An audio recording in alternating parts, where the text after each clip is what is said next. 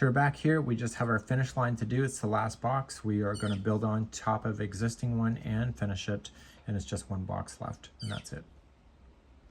Okay, so we're going to finish off our last box. So we're just going to grab to the existing one here. I think that's a cardinal, right? Makes that sound. Okay, so we're going to just attach, and there's only 3 loops wide, so you're just going to come to your next one. You'll have to weave in your stuff later. And then your connection spot to the side back loop is there. And it's just 3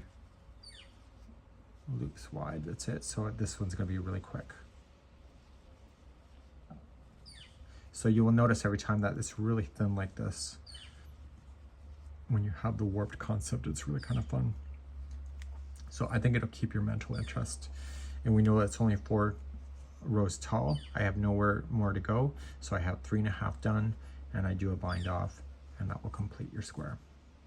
So just stop at the connection spot right there, and now we're ready to consider a border if we feel like it.